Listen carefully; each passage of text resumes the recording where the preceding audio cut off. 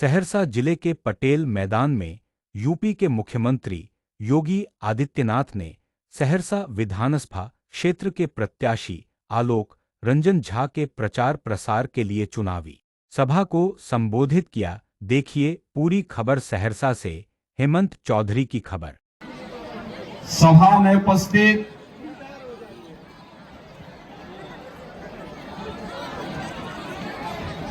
बिहार सरकार के मंत्री श्री जनकराम जी, बिहार सरकार के मंत्री और सोनवर्षा से प्रत्याशी श्री रत्नेश साधा जी,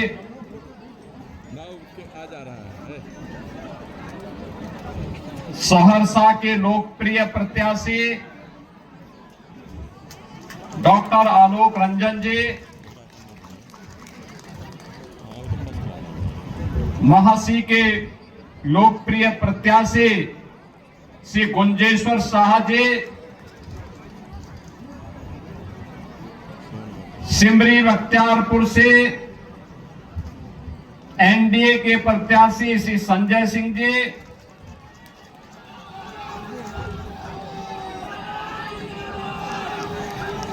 हजारीबाग के लोकप्रिय सांसद श्री मनीष जायसवाल जी,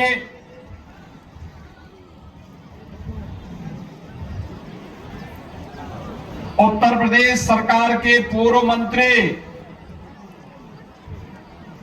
और प्रयागराज से विधायक श्री सिद्धार्थनाथ सिंह जी,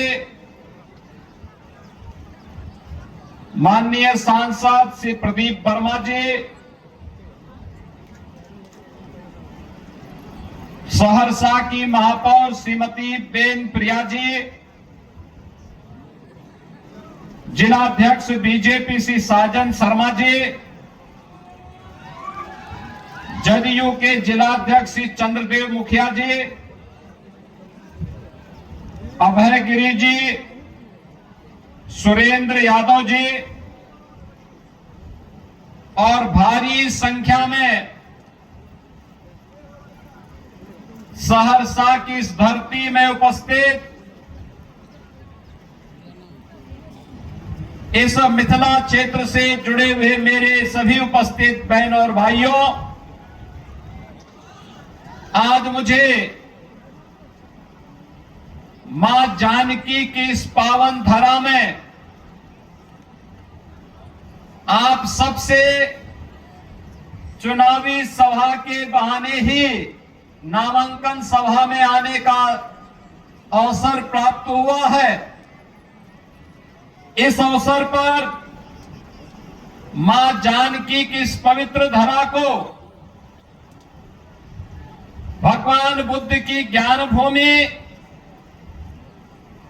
भगवान महावीर की पावन जन्मभूमि, विद्यापति की जन्मभूमि और चंद्रगुप्त मौर्य की इस पावन भूमि बिहार की पावन धरा को, जिसने डॉक्टर राजेंद्र प्रसाद जी को, जयप्रकाश नारायण जी को, कर्पूरी ठाकुर जैसी विभूतियों को जन्म दिया हो, कोटि कोटि नमन करते हुए मैं आप सबका हृदय से अभिनंदन करता हूं, स्वागत करता हूं।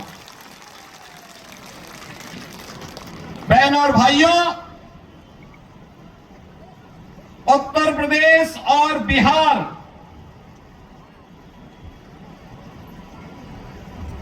ये केवल राम और मां जानकी के मिलन की ही भूमि नहीं है, यह हम सब की एक साझी विरासत, साझी संस्कृति,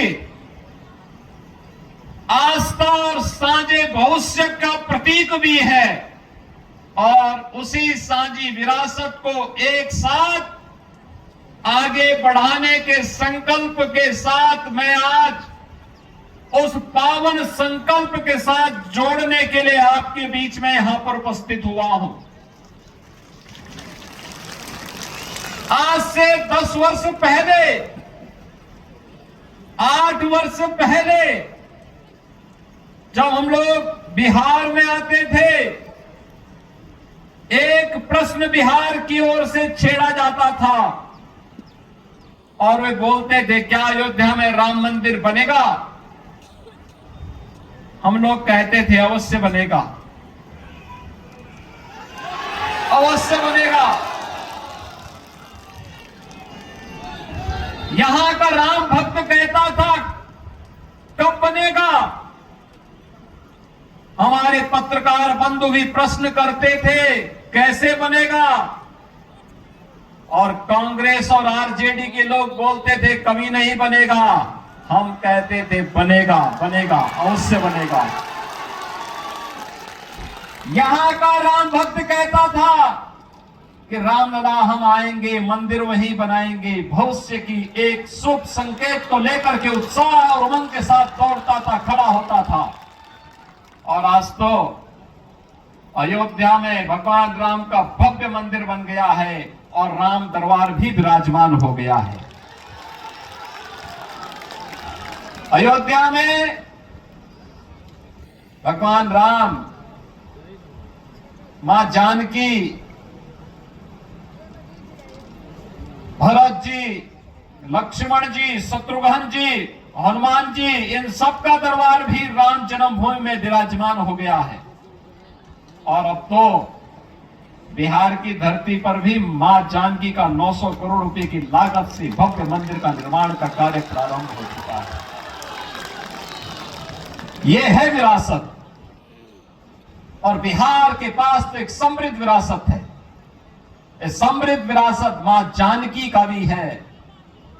इस समृद्ध विरासत भगवान बुद्ध की ज्ञान की परंपरा का भी है, भगवान महावीर की जन्मभूमि का भी है, विद्यापति की ज्ञान की परंपरा का भी है, आर्यभट्ट की गणतज्ञ जैसे विश्व प्रसिद्ध गणतज्ञ की विरासत का भी है, और वैशाली के लोकतंत्र की भी है। और लोकतंत्र पर आंच आएगी, कोई जेपी खड़ा हो जाएगा बिहार से लोकतंत्र को बचाने के लिए। और समृद्ध विरासत भी बिहार के पास है। याद करिए, इसी बिहार की धरती ने डॉक्टर राजेंद्र प्रसाद जी को जन्म दिया था।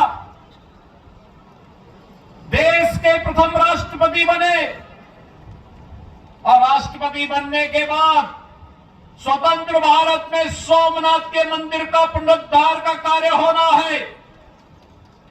पंडित जवाहरलाल नेहरू ने कहा नहीं जाना है, राष्ट्रपति ने कहा नहीं मैं जाऊंगा, क्योंकि भारत के सांस्कृतिक, भारत के नए आभा को वैश्विक जगत में प्रस्तुत करना है। इसलिए सोमनाथ के मंदिर के पुनरुद्धार के कार्य का कांग्रेस भले ही विरोध करेगी, लेकिन भारत के राष्ट्रपति के नाते भारत की आस्था का सम्मान करना मेरा दायित्व है।